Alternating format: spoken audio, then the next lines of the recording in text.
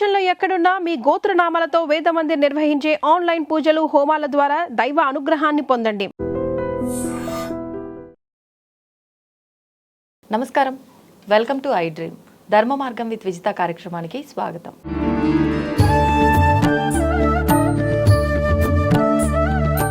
ప్రస్తుతం మనతో పాటు ఉన్నారు భైరవతంత్ర ఉపాసకులు శ్రీ స్వామి విరూపాక్ష గారు. ఇప్పుడు వారితో మాట్లాడి మనకు ముఖ్యంగా అంటే ఎన్నో సందేహాలు ఉన్నాయి. భైరవుడు అనంటే శివుడేనా, వీరభద్రుడు అంటే శివుడేనా, అసలు కాళీ అమ్మవారు ఎవరు, శివుడికి అసలు ఎన్ని రూపాలు ఉన్నాయి, ఇలాంటి సందేహాలు ఎన్నో ఉన్నాయి. వాటన్నిటి గురించి ఇప్పుడు వారితో మాట్లాడి తెలుసుకునే ప్రయత్నం చేద్దాం. నమస్కారం అండి. నమస్కారం. ముఖ్యంగా భైరవ ఉపాసకులు అని చెప్పి విన్నాను. మరి మీ మెడలో చూస్తేనేమో అమ్మవారి లాకెట్ అయితే చాలా పెద్ద సైజులో కనిపిస్తూ ఉంటుంది. నేను అడగాలనుకున్న విషయం వేరు, కానీ ముందు అమ్మవారిని చూసిన తర్వాత ఈ టాపిక్ గురించి మాట్లాడాలనిపించింది.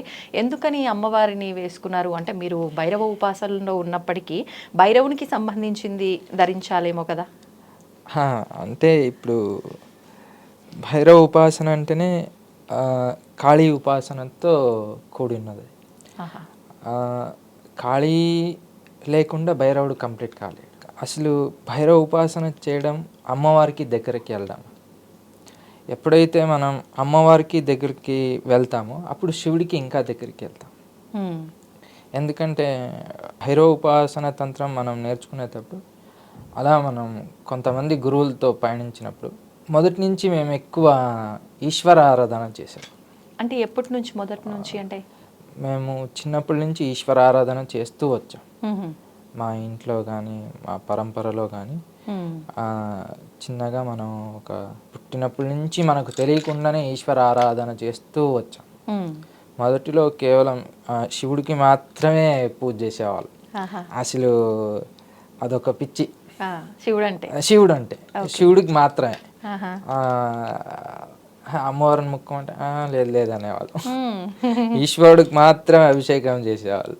అలా ఉన్నప్పుడు అలా ఈశ్వర ఆరాధన చేస్తూ చేస్తూ చేస్తూ కొంతకాలం అయినాక అంటే నా డిగ్రీ వరకు, మా డిగ్రీ కంప్లీట్ ఎంతవరకు అలా చేస్తున్నా, మధ్యలో కొద్దిగా అటు ఇటు అయినా తర్వాత నేను గాణగాపూర్ వెళ్ళాను.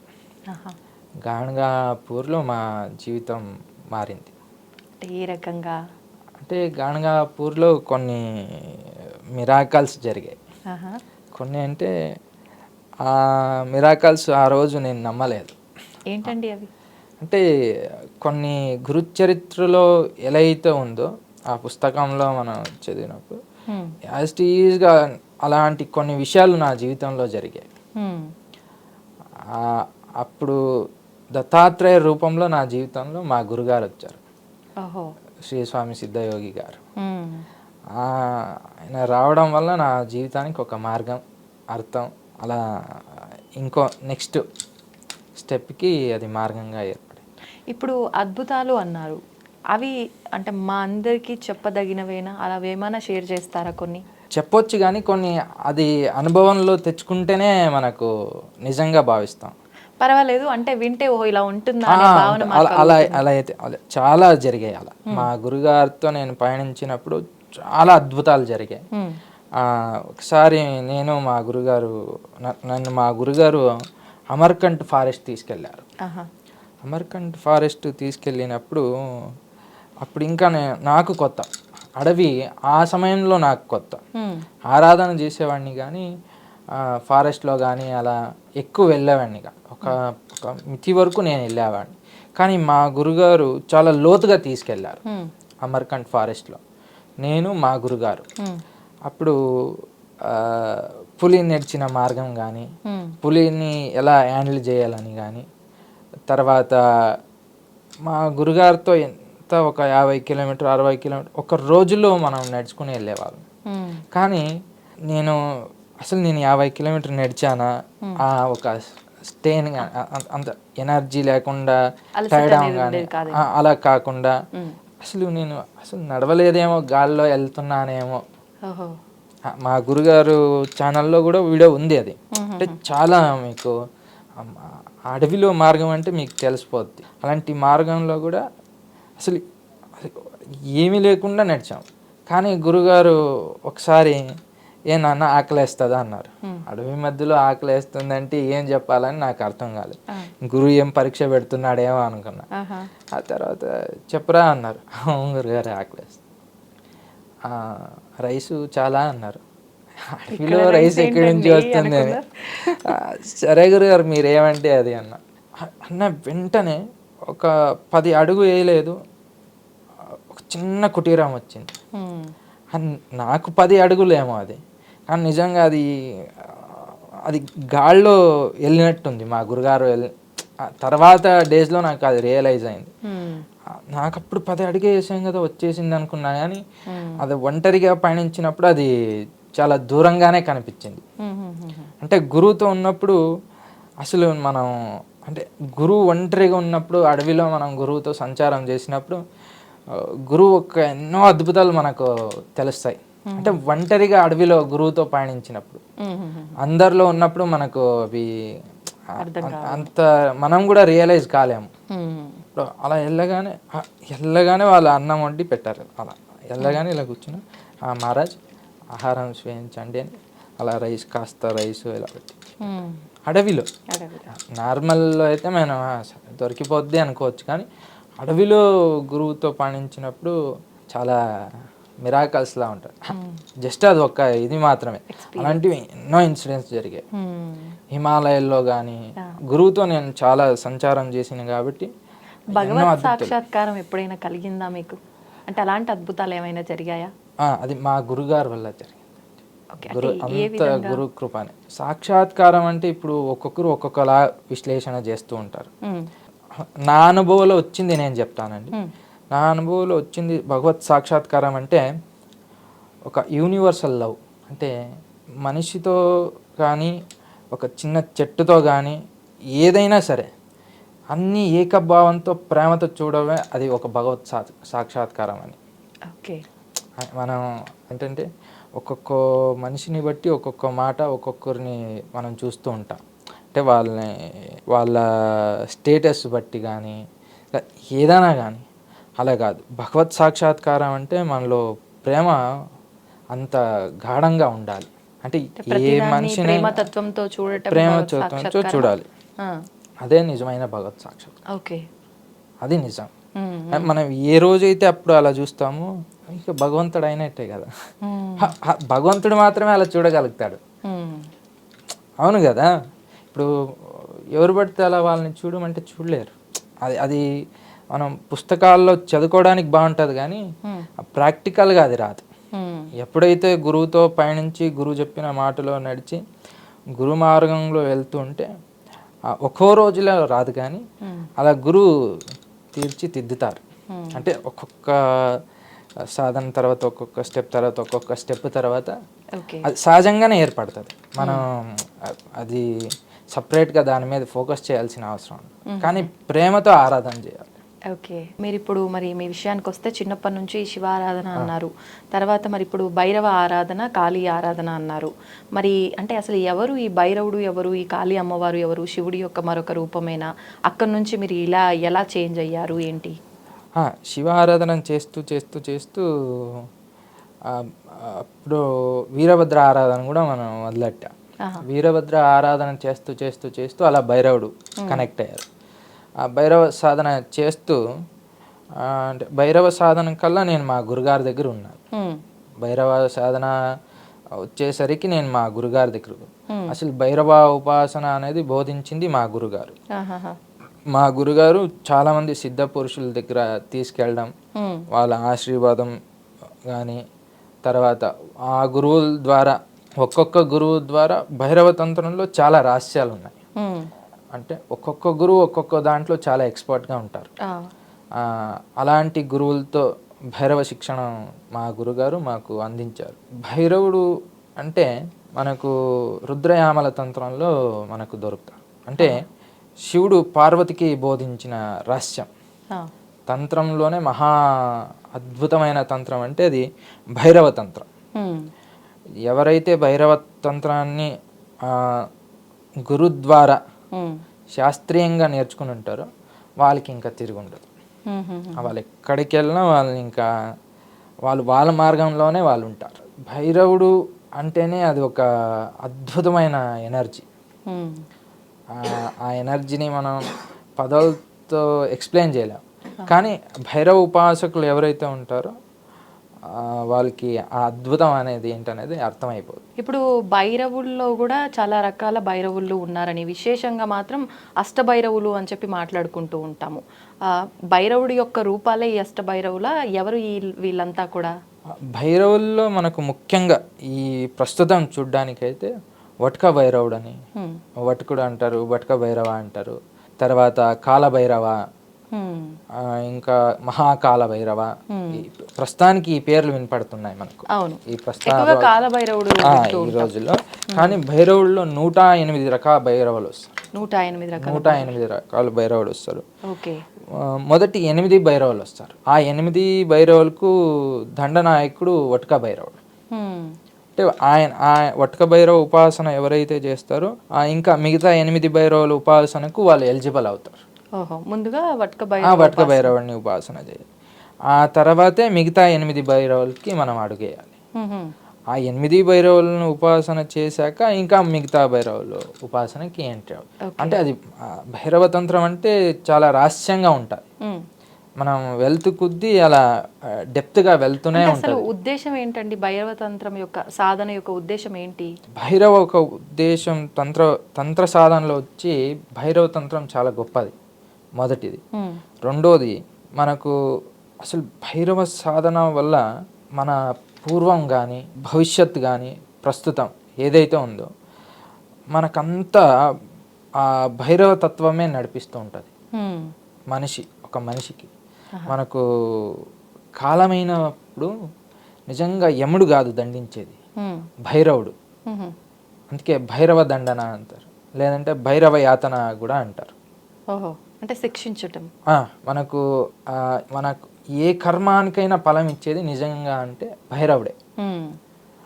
భైరవ ఆరాధన వల్ల మన పూర్వ సంస్కారంలో మనం చేసిన ఏదైనా మిస్టేక్స్ ఉంటే, కర్మలు ఉంటే, తర్వాత ఈ జన్మలో కానీ అంటే మనం దీన్ని తీర్చిదిద్దుకుంటే మనకు భగవత్ మార్గానికి చాలా దారి వేసుకున్నట్టు ఉంటుంది, సులభమైన దారి వేసుకున్నట్టు ఉంటుంది. కానీ ఆ భైరవుడినే గట్టిగా పట్టుకొని ఆరాధన చేస్తే ఇంకా భగవత్ సాక్షాత్కారం ఇంకా వాళ్ళకి అసలు భగవత్ సాక్షాత్కారం అవ్వలేదే అని అసలు అడగాల్సిన అవసరమే లేదు. ఇప్పుడు అంటే ఉపాసన మంత్రదీక్ష తీసుకున్న వాళ్ళే భైరవ ఆరాధన చేయాలా? విడిగా అంటే ఫలం పుష్పం తోయమని చెప్పి ఇలా మనం ఏదైతే భౌతికంగా పూజా విధానాన్ని ఆచరిస్తున్నామో ఆ విధంగా కూడా ఆచరించవచ్చు అంటారా భైరవుణ్ణి? భైరవ ఆరాధన అనేది ఇప్పుడు తంత్ర మార్గంలో వేరుంటుంది. మనం గృహస్థులు గృహంలో ఉంటున్నా మనం ఆరాధన చేయాలి అనే ప్రేమ ఉంటే వట్క భైరవుడిని చేసుకోవచ్చు, వట్క భైరవుడిని మాత్రమే. కాలభైరవుడిని అయితే ఏ దేవస్థానంలో అయితే ఉన్నాయో ఎక్కడెక్కడ కాలభైరవ ప్రతిష్ట కాలభైరవుడు ఉంటారు, ఇక్కడికి వెళ్ళి మన శక్తి కొద్దీ ఏదో కొద్దిగా దీపం ధూపం నైవేద్యం అలా పెట్టేసి మనకైనంత సాయం చేసి రావచ్చు.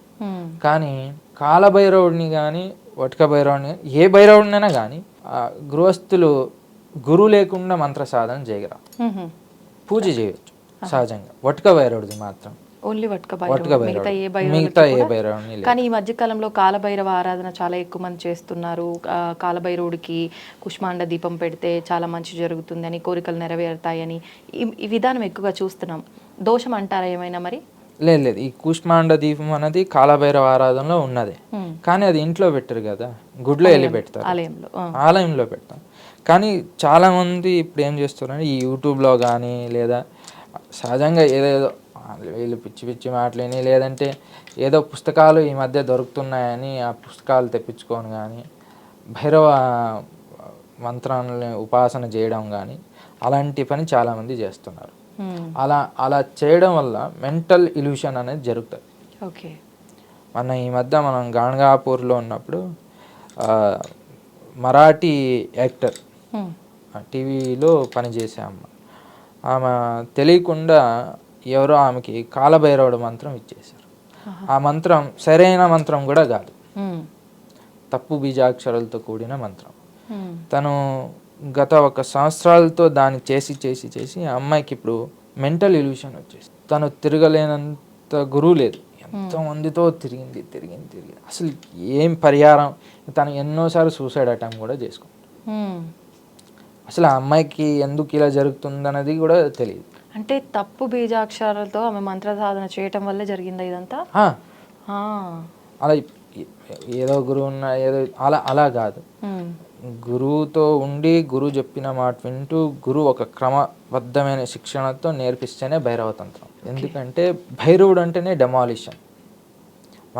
మనం భైరవ ఉపాసన చేస్తూ హయ్యర్ కాన్షియస్నెస్కి వెళ్ళిపోతాం. ఆ కాన్షియస్నెస్కి వెళ్ళే మార్గంలో మనం చేసిన మంచి చెడు అన్నీ మనకు అవేర్నెస్ క్రియేట్ అవుతుంది. ముందు నుంచి మనకు ఆ అవేర్నెస్ ఉండదు. ఇది సరి ఇది తప్పు అలా కాకుండా ఏది హితం ఏది అహితం అనే జ్ఞానం మనకు ఉండదు. అన్నీ చేసి ఉంటాం కాబట్టి అవేర్నెస్ మనకు జాగృతి అయితే కొద్దీ అది కూడా మనకు తెలిసిపోతుంటుంది. అప్పుడు పాజిటివ్ ఎంత ఉంటుందో నెగిటివ్ కూడా అంతే ఉంటాయి థాట్స్. ఆ ఇంబ్యాలెన్స్ని బ్యాలెన్స్ చేయడం గురు. లేదంటే చాలా కష్టం అవుతుంది, ఇబ్బందులు పడాల్సి వస్తుంది, చాలా కష్టం అవుతుంది. ఇప్పుడు ఎలా అంటే ఒక పాత ఇల్లు ఉంది మాకు, లేదా ఒక పాత కన్స్ట్రక్షన్ అయిన ఒక బిల్డింగో ఇల్లు ఏదో ఉందనుకోండి. ఇప్పుడు అది మనం డెమాలిషన్ చేయాలి. మనం కొత్తగా ఏదైనా నిర్మాణం చేయాలంటే ఇప్పుడు డెమాలిషన్ చేసామనుకోండి, ఇప్పుడు మనకు దాని మీద ఏదో ఒక అనుబంధం ఉంటుంది. పాతది ఏదైనా అక్కడ ఉన్నాము, మన వాళ్ళు వీళ్ళు చేశారనే ఒక అనుబంధం ఉంటుంది. ఇప్పుడు అది డెమాలిషన్ అయినప్పుడు మనకు మెంటలీ మనకు డిస్టర్బ్ అవుతుంది. ఇప్పుడు డిస్టర్బ్ అయిన తర్వాత దాన్ని మళ్ళీ రీకన్స్ట్రక్ట్ చేయాలన్నా కూడా అంత సోర్స్ మన దగ్గర ఉండాలి కదా. అవును, అంతవరకు మనకు ఉండడానికి నీడ్ కావాలి కదా. అది గురువు అంటే జస్ట్ ఎగ్జాంపుల్ చెప్తాను. మనం ఏదైతే పూర్వ సంస్కారాలు ఉన్నాయో గురువు ఫస్ట్ దేహశుద్ధి చేస్తాడు. దేహశుద్ధి తర్వాత మనకు మానసికంగా గురువుతో ఉన్నప్పుడు ఒక తెలియని కాన్ఫిడెన్స్ ఏర్పడుతుంది, ఆత్మవిశ్వాసం ఏర్పడుతుంది. ఆ తర్వాత భైరవ ఉపాసనకి గురువు మార్గం నిర్దేశన చేస్తాడు. అంటే సిద్ధ గురువు నుంచి వచ్చిన మంత్రం మాత్రమే నిలబడుతుంది. మరి ఏదో డబ్బులు ఇచ్చి మంత్రాలు తీసుకుంటా అది తీసుకుంటా అలా పిచ్చిగా చేస్తే కొంతవరకు ఫలించొచ్చేమో, కానీ అది మళ్ళీ జీవితాన్ని దెబ్బతీస్తుంది. ఓకే, అలా కాకుండా సిద్ధ గురువులతో మాత్రం తీసుకున్న మంత్రం మాత్రమే నిలబడుతుంది. అది ఏ గురువుని అడిగినా చెప్తారు. భైరవ మంత్రంలో మాత్రం భైరవ ఉపాసనలో జ్ఞానం ఉన్న ఏ గురువుని అడిగినా కూడా ఇదే మాట చెప్తారు. అలా పిచ్చిగా ధనం ఇచ్చేసి మంత్రాలు తీసుకోవడం అలాంటి పిచ్చి పని చేస్తే భైరవ ఉపాసనలో నడవదు. ఓకే, ఇప్పుడు భైరవుడు ఉగ్ర రూపం అంటారు. అంటే భైరవుడి అవతారం తీసుకోవాల్సిన అవసరం అంటే ఏ సందర్భంలో క్రియేట్ అయ్యింది? మామూలుగా ఆరాధన విషయానికి వచ్చేసరికి ఉగ్ర రూపంగానే మనకు కనిపిస్తాడు కాబట్టి ఆరాధించకూడదనే చెప్తారు. కానీ నార్మల్గా ఆరాధించే వాళ్ళు గృహస్థులు అలా ఆరాధించవచ్చు అని మీరు చెప్పారు. ఒకసారి దాని గురించి వివరణ. నేను ఏం చెప్పానంటే ఆరాధన చేయకండి అని నేను చెప్పలేదు. గృహస్థులు కానీ ఎవరైనా కానీ ప్రేమతో పూజ చేసుకోండి, కానీ మంత్ర సాధన అని వచ్చేసరికి గురువుని ఆశ్రయించండి అని నేను చెప్పాను. ఇప్పుడు మరి భైరవుడు గురించి మాట్లాడుకుంటే ఎందుకు శివుడి యొక్క మరొక రూపమే భైరవుడు అనుకున్నాము, మరి ఎందుకు అంత ఉగ్రంగా ఉంటాడు? అంటే ఇప్పుడు లోకరక్షణకి ఆ ఉగ్రతత్వం కావాలి కదమ్మా. భక్తులకు ఉగ్రము కాదు అంటే ఏ రకంగా? ఇప్పుడు మా ఇంట్లో మా నాన్నగారు ఉన్నారనుకోండి, ఎల్లప్పుడూ అలా నవ్వుతూ ఉండడు. మనం ఏదైనా తప్పు చేసినప్పుడు కొద్దిగా కోపపడుతుంటాడు. అవును, అంటే ఆ కోపం అవసరం. లోకపిత అని మనం ఈశ్వరుని మనం ఆరాధిస్తాం. మరి ఏదైనా తప్పు జరిగినప్పుడు ఆయన కోపపడతాడు కదా.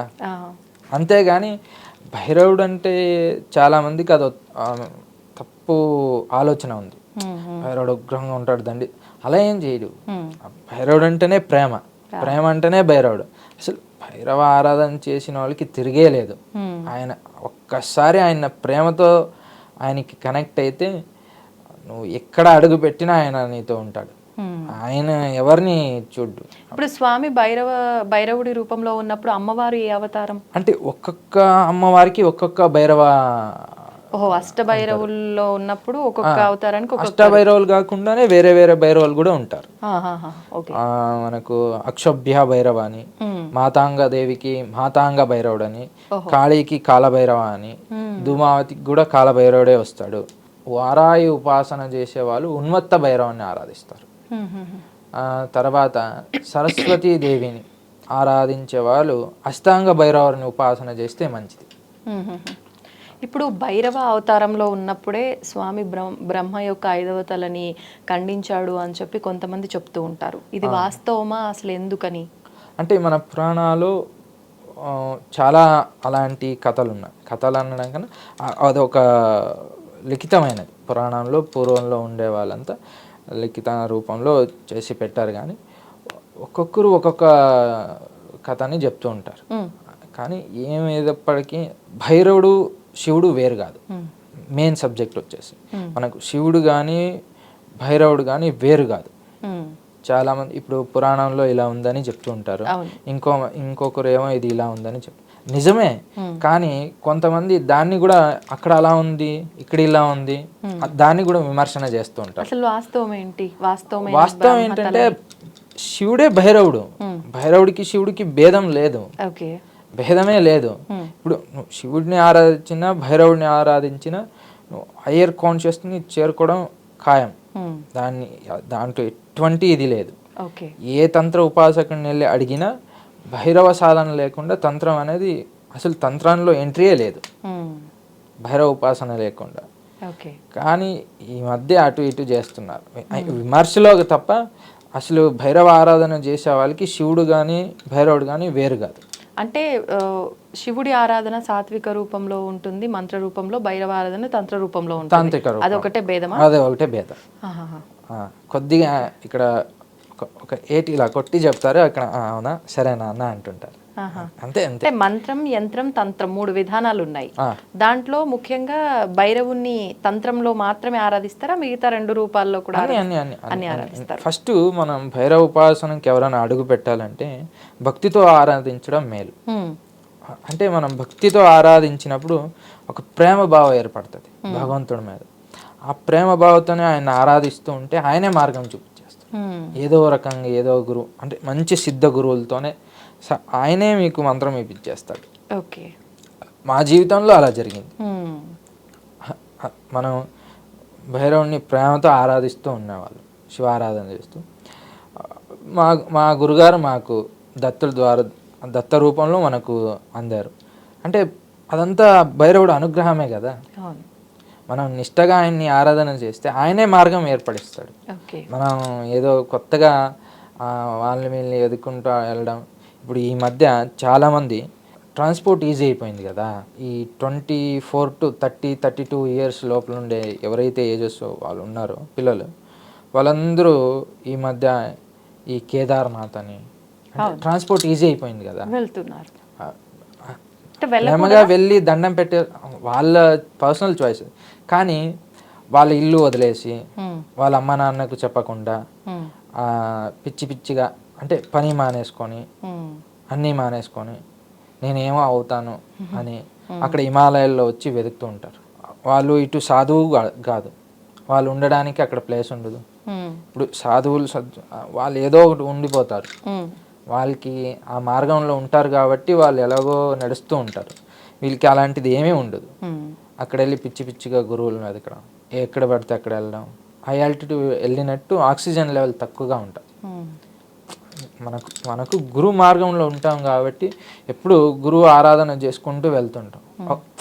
ఒక నీడ అనేది ఉంటుంది, ఒక ధైర్యం ఉంటుంది గురువు అనేది. వీళ్ళు అసలు ఏమీ లేకుండా ఇంట్లో అమ్మ నాన్నలకి బాధ పెట్టి ఆ పని మానేసుకొని వాళ్ళ ఏదో యూట్యూబ్లో చూసామని అక్కడ హిమాలయాలు వెళ్ళిపోవడం, లేదా కాశీలో వెతకడం భైరవ సాధకులు దొరుకుతారేమో అని అక్కడేమో పిచ్చి పిచ్చిగా ఏదో చేస్తూ ఉంటారు. మంచి ఏ ప్లేస్కి వెళ్ళినా మనకు మంచు చెడు అనేది అన్ని చోట ఉంటుంది.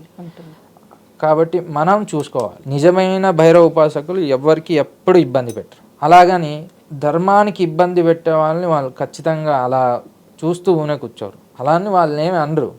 కానీ ఒక్కసారి అధర్మం చేస్తున్నారు వీరు ధర్మానికి అని ఒక్కసారి ఇలా చూస్తే చాలు, మిగతాదాన్ని భైరవుడే చూసుకుంటుంటాడు. వాళ్ళు కొత్తగా ఏదో పూజ చేయాలి, ఏదో చేయాలనే అవసరం లేదు. వాళ్ళ నేత్ర దృష్టే చాలు. అంటే అంత గట్టిగా భైరవ ఉపాసన చేసి ఉండాలి. ఓకే.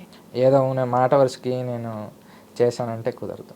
ఇప్పుడు విశేషంగా భైరవుల గురించి, అష్టభైరవుల గురించి మాట్లాడుకోవాలంటే ఎక్కువగా మా అందరికీ తెలిసింది కాలభైరవుడు.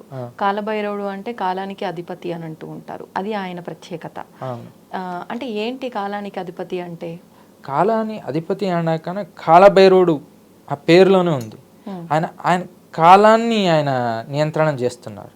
అది శివుడు ఒక తత్వం. అది శివుడిలోని ఒక తత్వం, కాలాన్ని ఎలా నియంత్రించాలి అనేది. ఆయన చేతుల్లో కాలం ఉంటాడు. అందుకే కదా కాలంకి మహాకాల్ అంటుంటాం. ఆయన నా ఆది నా అని కాలానికి అతీతమైన శివుడు. ఆయన ఒక కాలాన్ని నియంత్రించడానికి ఆ కాలభైరవ రూపంలో మనకు ఉంటారు. ఓకే. అలాగే మిగతా భైరవుల యొక్క ప్రత్యేకత ఏంటి అంటే ఒక్కొక్క భైరవుడికి ఒక్కొక్క ప్రత్యేకమైన విధానం కానీ, పూజా విధానం కానీ, మంత్ర శాస్త్రంలో ఒక్కొక్క భైరవుడికి ఆరాధన పద్ధతి కానీ చెప్పారు. కొన్ని రహస్యాలు మనం అలా ఓపెన్గా చెప్పలేము. కానీ అష్టభైరవుల్ని మనం ఒక్కొక్క భైరవుడికి గురువు ద్వారా, ఇలా కాకుండా గురువుకు సన్యాయమై ఒక్కొక్క భైరవుడి గురించి, అంటే వాళ్ళు సమస్యను బట్టి గురువు బోధిస్తాడు.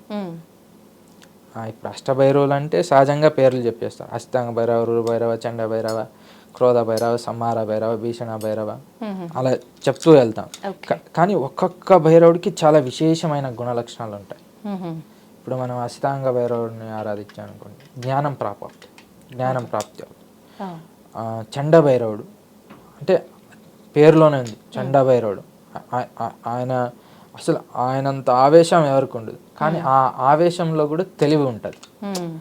అంత ఉగ్రత్వంలో కూడా ఆయన ఆ కామ్నెస్ ఉంటుంది మైండ్లో, అలా ఉంటుంది. ఇప్పుడు ఉన్మత్త భైరవ, ఉన్మత్తం అంటే మీకు తెలిసే ఉంటుంది. ఉన్మత్తం అంటే అసలు ఎవరిని లెక్కించడు, ఉన్మత్త భావంలో ఉంటాడు. ఆయన్ని సాధించడం చాలా కష్టం. కానీ ప్రేమకి ఏ భగవంతుడైనా అనుగ్రహం ఇచ్చేస్తారు. అసలు భగవంతుడిని ప్రేమతో తప్ప ఇంకా దేంతో మనం పొందలేము. ఇప్పుడు భైరవుడి యొక్క వాహనము అంటే కుక్కనా, లేదు అంటే భైరవుడిని ఈ రూపంలో అంటే ఆరాధిస్తుంటామా ఏంటి? దీనికి భైరవుడికి, కాలభైరవుడికి మాత్రమే కుక్కని మనం చూడొస్తాం, అంటే వాహనంగా చూస్తుంటాం. ఓకే. ఒక్కొక్క దేవతకి ఒక్కొక్క వాహనం ఎలా ఉంటుందో ఆ వాహనానికి కూడా ప్రత్యేకమైన ఇది ఉంటుంది. ఇప్పుడు కుక్కకి ఆహారం పెట్టడం వల్ల కూడా భైరవ ఆరాధన చేసినట్టే అవుతుందంటారా? అది వైయక్తికంగా చూడాలి.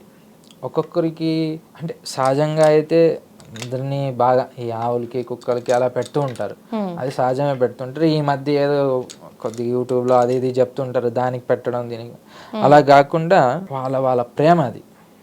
పర్టికులర్గా మాకేదో కుక్కకి పెడితే మనకేదో తగ్గుతాయి, దీనికి పెడితే మనకేదో ఎక్కుతాయి అని పెట్టకుండా వాళ్ళ ప్రేమతో దేనికైనా పెట్టాలి. కానీ నాకు ఫలానాది భగవంతుడి దగ్గర పెట్టినప్పుడు తగ్గుతుందని పెడితే అది వాడు పెట్టినా పెట్టలేకపోయినా ఒకటే అది. ఓకే. అలా పెట్టకుండా ప్రేమతో మీకు ఆహారం ఆ కుక్కకి ఇవ్వాలనుకుంటే ఇవ్వచ్చు, లేదంటే లేదు. కానీ లేదా నాకేదో అవుతుంది అలా చేయకుండా ఉండడమే మంచిది. ఇప్పుడు అమ్మవారి గురించి మాట్లాడుకుంటే కాళీ అమ్మవారి విషయం ఇప్పుడు మీ మెడలో కూడా కనిపిస్తుంది. అమ్మవారి కాలి కింద స్వామి ఉన్నట్టుగా మనం చూస్తూ ఉంటాం.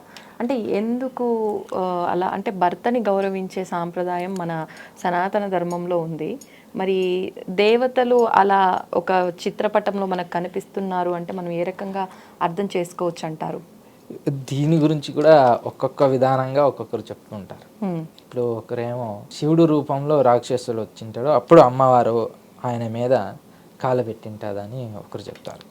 ఇంకొకరేమో లేదు, అమ్మవారు ఉగ్రత్వం ఎప్పుడైతే నియంత్రించకపోయారో అప్పుడు శివుడు స్వయంగా వచ్చి అక్కడ ఉన్నప్పుడు అమ్మవారు శివుడు మీద హృదయ భాగం మీద ఆమె పాదస్పర్శం అయినప్పుడు ఆమెకు ప్రేమ అనేది కలుగుతుంది. అప్పుడు ఆమె మళ్ళీ సహజ రూపంలో వస్తుంది. అలా మనకు అలా చెప్తుంటారు. నిజం ఏమిటంటే అది నిజం. ఎప్పుడైతే అమ్మవారు ఉగ్రతత్వం ఏర్పడుతుందో అప్పుడు అమ్మవారిని ఎవరు కంట్రోల్ చేయలేకపోతారు. ఆ సమయంలో శివుడు ఇంకా శివయ్య అయినా ఆమెని కంట్రోల్ చేయలేకపోతారు. అప్పుడు స్వయంగా శివుడే వచ్చి అక్కడ ఉన్నప్పుడు అమ్మవారు శివుడు ఒక హృదయ భాగం మీద కాలు పెట్టినప్పుడు ఆమెకు అప్పుడు జాగృతం అవుతుంది. అంటే ప్రేమ భావం కలుగుతుంది. అమ్మవారు ఉన్మత్త భావంలో ఉంటుంది, ఉగ్రంగా, ఇంకా మనం కంట్రోల్ చేయలేము అనే స్థాయిలో. అప్పుడు అమ్మవారు శాంత రూపంగా మారుతుంది. అసలు కాళీ అంటే చాలా మంది తప్పుగా అనుకుంటారు. అసలు ఏదో ఆమె ఉగ్రతత్వం, ఉగ్రంగా ఉంటుంది, అలా ఏం లేదు. అసలు కాళీ అంటేనే ప్రేమ. అంటే మనం కరెక్ట్గా ఉండాలి, మనం ధర్మబద్ధంగా ఉండాలి, మన మాటలతో ధర్మంగా ఉంటామని చేసే పని వేరుంటే ఆమె కూడా చేసే పని వేరుంటుంది. అంతేగాని ఈ మధ్యకాలంలో చాలామంది కాళీ అమ్మవారి పేరు చెప్పి తప్పుడు పని కూడా చేస్తూ ఉంటారు. అలా కాదు. నిజమైన కాళీ ఉపాసకుడు రామకృష్ణ పరమహంస, ఆయనంత జ్ఞానం, అందుకే పరమహంసాన్ని వాళ్ళని పిలుస్తాం. చాలామంది ఎవరు కాళీ ఉపాసన చేసినా ఆయన పేరైతే స్మరిస్తాం, సహజంగా స్మరణ చేసుకుంటాం. అంటే ఆయన అలా చేయలేదే, మరి ఆయన అలా చేయలేదు ఎప్పుడు. అమ్మవారిని ఆరాధించింది కాళిదాస్, ఆయన కూడా కాళీ అమ్మవారే ఆయనకి అనుగ్రహం. అలా అంటే చాలామంది ఉన్నారు. అసలు కాళీ అనుగ్రహం అయితే ఈ లోకమే అని కాదు, ఏ లోకంలో అయినా ఆయన తిరుగులేదు. ఎవరైతే కాళీ సాధన చేస్తారో యముడు ఎప్పుడూ వాళ్ళని ముట్టుకోరాదు. నిజంగా కాళీ ఉపాసన చేసిన వాళ్ళు వాళ్ళ అంత్యాన్ని వాళ్ళు నిర్ణయిస్తారు. ఎప్పుడు ఈ దేహాన్ని వాళ్ళు నిర్ణయం తీసుకుంటారు. అంటే అదే యోగంతోనే సాధ్యమైనది, సాధ్యం. కానీ కర్మ ఉంటుంది కదా, అంటే మరి కాళీ అంటేనే అది కదా, అది ఒక ఫైర్. అది అమ్మవారు కాళీ అంటేనే ఒక ఫైర్, కాల్చి పారేస్తుంది ఏదైనా సరే. ఆమె ఉన్నప్పుడు కర్మ గిర్మ అవన్నీ ఉండదు, కాల్చి పారేస్తుంది ఎలాంటి వాళ్ళైనా సరే, ఏదైనా సరే. అంటే ప్రేమతో కాల్చి పారేస్తుందని మీరు తప్పుగా అనుకోరాదు. అంటే ఎంత మండు మనిషికైనా ఆ ప్రేమ అనే గాలి తాకినప్పుడు సహజంగా మారిపోతారు, సహజంగా మారిపోతాం. అలాంటి ప్రేమ పొందాలంటే మనం కూడా అలా ఆమెతో ఉండాలి. ఆమెను అలా ఆరాధించినప్పుడు ఆమెను ఆ ప్రేమతో మమ్మల్ని మనం ఆమెకు సమర్పణ చేస్తే ఆమె కూడా ప్రేమతో మమ్మల్ని హాయిగా తీసుకెళ్తూ ఉంటుంది ముందుకి. కానీ అది ఒక్క రోజులో జరిగే పని కాదు. కాళీ కానీ కాలభైరవుడు కానీ గురువుకి అధీనం ఎప్పుడైనా కానీ. మనం గురువుకి ఎప్పుడు అధీనం అవుతామో అప్పుడు భగవంతుడు కూడా మనకు అధీనం. అంటే మనం భగవత్ ఆరాధనలో గనక ఉండగలిగితే ఆటోమేటిక్గా భగవంతుడే గురువుని మన లైఫ్లోకి పంపిస్తారు అని అంటున్నారు. మీ లైఫ్లోకి పంపించినట్టు. అవునవును. కానీ గురువు మీద చిన్నప్పటి నుంచి ఒక ప్రేమ భావం ఉండేది. గురువులు అంటే ఒక రెస్పెక్ట్ సహజ బేసిక్ అయినా ఉండాలి. తర్వాత గురువు కలిసాక అని మనకు సహజంగా తెలిసిపోతుంటుంది గురువుతో సంచారం చేసి. కానీ ఏదేమైనప్పటికీ గురు ప్రేమ అనేది అన్నిటికన్నా గొప్పది, అన్నిటికన్నా గొప్పది. భైరవుడిని గురువుగా కూడా స్వీకరిస్తాం మనం తంత్రంలో. భైరవుడిని గురువుగా మనం తీసుకొని ఉపాసన చేస్తాం. ఎందుకంటే భైరవుడు లేనిది కాళీ దగ్గరికి వెళ్ళాం మేము. అసలు కాళీ అమ్మవారి జోలికి వెళ్ళాలంటే భైరవుడు మనకు తోడుగా ఉండాలి. అంటే ముందు భైరవ సాధన అంతా కంప్లీట్ చేసుకుంటేనే కాళీ సాధనలోకి వెళ్ళటమా, లేదంటే ఎలా మీరు అనేది? ఇప్పుడు కాళీ సాధన మనం వెళ్ళాలి, కాళీ సాధనలో మనం తంత్ర మార్గంలో ముందుకు వెళ్ళాలంటే భైరవ ఉపాసన మనం మొదటిగా కంప్లీట్ చేసి ఉండాలి. అది గురు ద్వారా. గురువుతో ఉండి కాలభైరవుడు కానీ ఒటుక భైరవుడు కానీ వాళ్ళు గురువు నిర్ణయిస్తాడు ఏ భైరవ ఉపాసన చేయాలని. ఆ ఉపాసన చేసిన తర్వాత గురువు ఈ ఉపాసన నువ్వు ఇంకా నెక్స్ట్ చేయాలని అప్పుడు చెప్తారు. ఇప్పుడు మా గురుగారు మాకు చెప్పింది మనకు కాలభైరవుడు, తర్వాత అష్టభైరవుడు, అలా ఇంకా మనం అంటే అష్టభైరవుల్లో ముందు ఏ భైరవుడి సాధన అయినా తీసుకోవచ్చా? అది గురువు నిర్ణయిస్తారు. అంటే ఒక్కొక్కరికి ఒక్కొక్కలా ఉంటుంది. ఓకే. ఇప్పుడు ముఖ్యంగా భైరవ సాధనకి విశేషంగా అష్టమి బాగా ప్రాధాన్యం అంటూ ఉంటారు.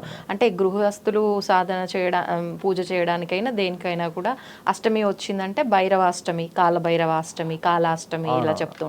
ఎందుకు విశేషంగా అష్టమినే ప్రత్యేకించి? అలానే ఏం లేదు, కానీ అది శాస్త్రంలో ఉంది కాబట్టి.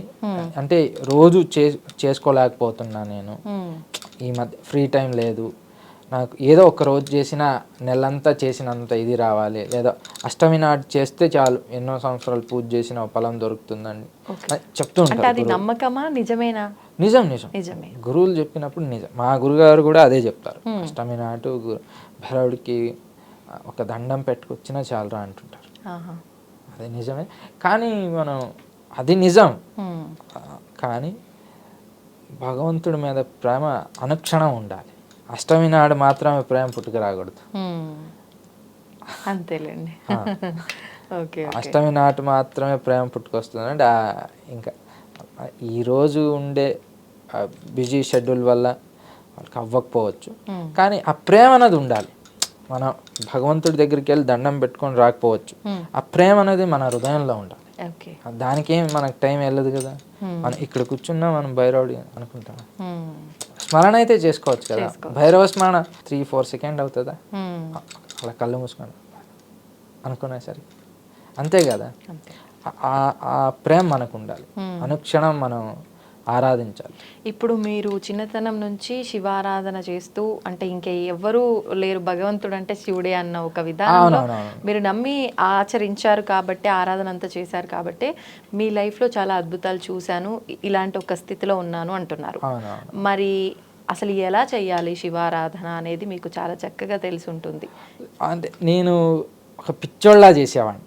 అలా చేస్తేనే భగవంతుడు పిచ్చోళ్ళ అంటే నచ్చితే అలా. అప్పుడు నాకు అంటే అప్పుడు ఆ టైంలో నాకు గురువు లేదు. శివుడు అంటే ఇష్టం, పూజ చేయాలి అంతే. శివుడికి ఏమి ఇష్టం, అభిషేకం ఇష్టమా, సరే ఈ అభిషేకం ఎలా చేయడం. అప్పుడు ఈ వీడియో ఈ మధ్య ఒక 6-5 ఇయర్స్ నుంచి ఇలా ఉంది. కానీ నేను చిన్నప్పటి నుంచి స్టార్ట్ చెప్పిన అలా ఏమి ఉండదు. చిన్నప్పుడు మా అమ్మగారు చేయించేది. మా అమ్మకు నేను పుట్టే కన్నా ముందు ఒక గురుగారు చెప్పారంట. అంటే మా జనం కన్నా ముందు మా అమ్మగారికి ఒక గురుగారు చెప్పారు, అంటే మీరు పలానా శివాలయంకి వెళ్ళి మీరు పూజ చేస్తూ ఉండాలి మీ మొదటి సంతానం అయ్యే లోపల అని మా అమ్మగారికి చెప్పారంట. వాళ్ళు దాన్ని ఫాలో చేస్తూ మన హంపి ఉందే, హంపి విరూపాక్షేశ్వర టెంపుల్కి మా అమ్మగారు ఎప్పుడు వెళ్ళేది. అంటే మేము పుట్టకన్నా ముందు. మీ పేరు కూడా అందుకే విరూపాక్ష. మా అమ్మగారు అదే పెట్టేశారు. అంటే ఒక గురుగారు వాళ్ళు చెప్పారని ఎప్పుడు మా అమ్మగారు మా జననం కన్నా ముందు అమ్మగారు ఎప్పుడు ఈశ్వర ఆరాధన చేస్తుంది. కాబట్టి నేను పుట్టిన తర్వాత కూడా మా అమ్మగారు అంటే మా మామ వాళ్ళతో నేను పెరిగాను. మా అమ్మ వాళ్ళతో పెరగడం వల్ల వాళ్ళ ఇంట్లో మాది ఒక పరంపరనే ఉంది. అంటే ఈశ్వర ఆరాధన చేస్తూ ఉంటుంది. అది సపరేట్గా ఒకటి ఉంది, అక్కడ వేరే పీఠం ఉంది. అక్కడ మనకు ఆ పీఠంలో మా మామగారు ఎప్పుడు పూజ చేసేవారు. వాళ్ళతో పాటు నన్ను తీసుకెళ్ళేవారు. చిన్నప్పటి నుంచి నాకు తెలియకుండానే ఒక అలవాటు. దాని తర్వాత అది అదే అంటుంటాం కదా, ఏదో ఒక ఎడిక్షన్ లాగా, అదో ఎడిక్షన్ లాగా. అప్పట్లో తెలియదు నేను ఏం చేస్తున్నా అని. నాకు తెలిసి శివుడికి పూజ చేయాలి అంటే ఇనిషియల్ డేస్లో మంత్రాలు ఏమీ లేదు, ఊనే శివనామస్మరణనే, శివుడి మీద ప్రేమతోనే మన నీళ్ళతో అభిషేకం చేయడం, పాలతో అభిషేకం, నెయ్యితో అభిషేకం, అలా ఇప్పుడు తేనెతో అభిషేకం చేయడం, అలా ఫ్రూట్స్ వస్తే ఫ్రూట్స్ అన్నీ వేయడం. ఇప్పుడు నేనేమన్నా అలా అంటే మరి ఎలా పడితే అలా కాదు. నాకు ఎంతవరకు తెలుసో ఆ సమయంలో అలా ప్రేమగా చేసుకునేవాడిని. ఇక్కడ చేసేవాడిని కానీ నేను పర్సనల్గా మళ్ళీ కూర్చునేవాడిని. అదంతా అయిపోయినాక నేను అలా కూర్చునేవాడిని. డే అండ్ నైట్ తాళం అంతా నా చేతిలోనే ఉండేది. పక్కనే ఎప్పుడు నీళ్ళు వచ్చాయి. ఒక 4-5 బింది నీళ్ళు తీసుకొచ్చి ఊనే. అసలు స్వామికి విశ్రాంతి ఇచ్చేవారు కాదేమో దీన్ని బట్టి. అసలు పిచ్చి, నిజంగా శివుడు వస్తాడేమో, వస్తాడేమో అని వచ్చేస్తాడేమో. చిన్నప్పట్లో ఒక గురుగారు వచ్చారు, చిన్నపిల్లడు పూజ చేస్తే శివుడు తొందరగా వస్తాడు. నిజమేనా అది? అంటే ఆయన చెప్పారు, నిజం అది. గురువు దొరికాడంటే ఈశ్వరుడు దొరికినట్టే కదా. అంటే మీ గురువునే మీరు ఈశ్వరుడుగా భావిస్తున్నారా?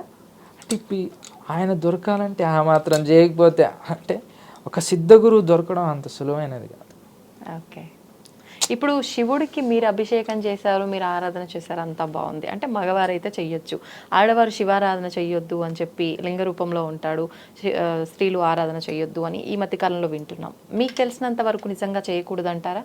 చిన్నగా అయితే ఇంట్లో చేసుకోవచ్చు, ఇబ్బంది ఏం లేదు. కానీ గురువులు ఏం చెప్తారంటే శాస్త్రబద్ధంగా అయితే వద్దు అంటారు. ఓ, గుడిలో కానీ ఎక్కడైనా కానీ గుడిలో అయితే వద్దు అంటారు, ఆలయాల్లో వద్దు, వద్దు ఇంట్లో అంటారు. చేసుకోవచ్చు. ఇంట్లో చిన్నగా ఇంట్లో అయితే చేసుకోవచ్చు కదా, మీ పర్సనల్ స్పేస్ అది. మీరు గురువుని ఆదరించి గురుగారు ఎలా చెప్తే అలా విని మీ వరకు మీరు చేసుకోవచ్చు. ఓకే. అది గురువు, ఇప్పుడు మనం గురువుని అడిగి ఒక్కొక్కరికి ఒక్కొక్కలా ఉంటుంది. నిజం చెప్పాలంటే గురువు ఎప్పుడు వీళ్ళు మగవాళ్ళ ఆడవాళ్ళ అలా ఎప్పుడు గురువు వచ్చిన ఆ సోల్ని చూస్తాడు. గురువుకి జెండర్ కేటగిరీ ఏమీ ఉండదు. నిజమైన సిద్ధ గురువులకి అలా అసలు ఆయన వచ్చింది మగవాళ్ళ ఆడవాళ్ళ అసలు ఆయనకి ఏమీ ఉండదు. అదంతా ఈ సోలు ఎలాంటిది, ఈ సోలు గత జన్మలో ఏం చేసింది, ఈ జన్మలో ఏం చేయాలి, దీని భవిష్యత్తు ఏంటి, అది మాత్రమే చూస్తాడు గురువు. ఓకే. అలా గురువుని ఆదరించి చేసుకోవచ్చు. కానీ ఆలయంలో వచ్చేసి అది శాస్త్రం విరుద్ధమైనది కాబట్టి గురువుని అడిగి మళ్ళీ శాస్త్రబద్ధంగా ఏదైతే ఉందో అది చూసుకొని చేసుకోవచ్చు. ఓకే. ఇంట్లో అయినా గురువుని ఆదరించాలి. ఒక్కొక్కరికి ఒక్కొక్కలా ఉంటుంది. కొంతమందికి మరకశిల ఆరాధన చేసుకోమంటారు, కొంతమందికి ఏమో స్ఫటికలింగు చేసుకోమంటారు, కొంతమందికి ఏమో నర్మద బాణలింగులు ఉంటాయి, అది చేసుకోమంటారు. అంటే వాళ్ళకి ఏదైతే అవసరం ఉంటుందో అది చేసుకోమని గురువులు సలహా ఇస్తుంటారు. అది గురు ద్వారానే మనం తెలుసుకొని చేస్తే మంచిగా ఉంటుంది. ఓకే. సంతోషం అండి, ధన్యవాదాలు.